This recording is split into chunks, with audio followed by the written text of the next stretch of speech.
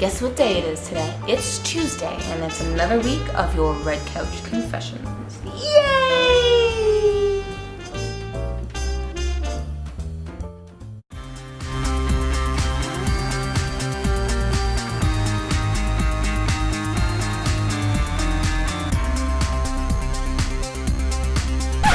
Okay, and the other thing that takes away your breath is asthma, and that's going to be the topic for today's Red Couch Confession after I got an email from one Facebook fan site from Sexy Food Therapy by the name of Kathy.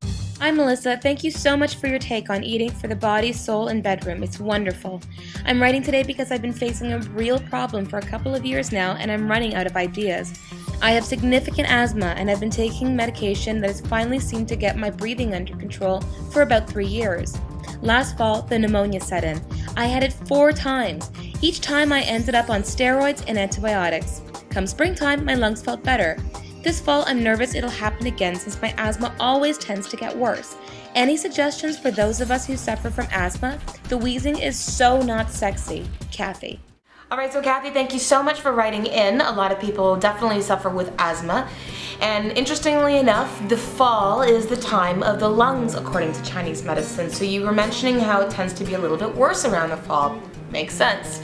So here are my top 3 things that you need to know and that you can begin implementing right away. Number 1. Alright, so we're going to talk a little bit about allergens. Now, one of the things or reasons why you might actually be experiencing this constant asthma that doesn't go away is that you might actually be allergic or even intolerant to something. Now, whether that's environmental or even food, it is possible. Now, if it's food related, that's why I work with a lot of patients, whether it's on Skype or one-on-one, with a process of elimination. And let me tell you a little bit about that. So the idea behind it is that when you go to the doctor and you get a skin prick test, that only measured for an immediate response. Versus the way that I work is to also try to check for other allergies, which might be appearing 3-4 days later, so it's really hard to peg it down. So think about the things that you love the most, because generally what you love the most might hurt you the most. Number 2. Alright, so there is one food that I absolutely love. It's a fall food, and it's actually been known to help with sufferers of asthma. So I thought I would do a little magical introduction since we are very close to Halloween.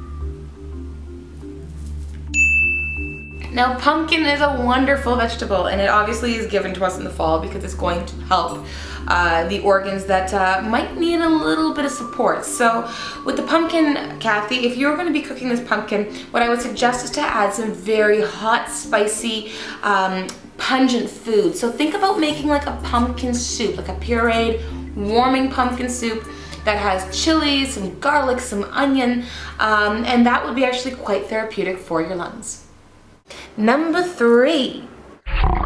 Alright, so the last thing I want to speak to you about are supplements. Supplements are going to be very helpful for you, Kathy, when it comes to your asthma. Now, you want to be able to reduce the inflammatory response because asthma is a type of inflammation.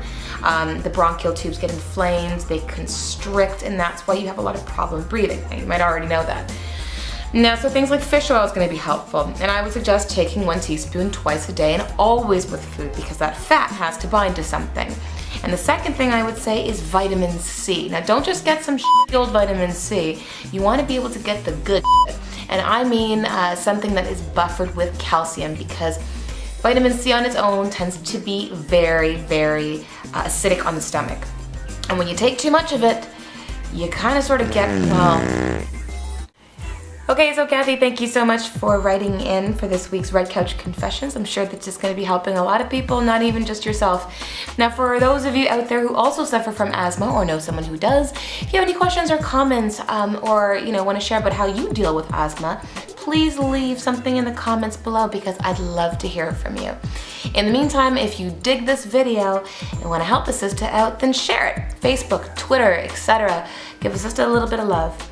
In the meantime, if you have any other questions that you'd like me to speak about, please email me. Until next week, have yourself a healthy, happy, and sexy day. Bye.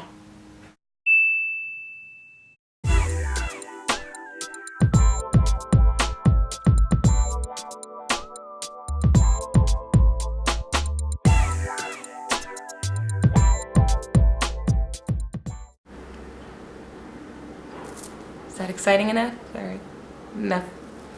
Is that enough enthusiasm?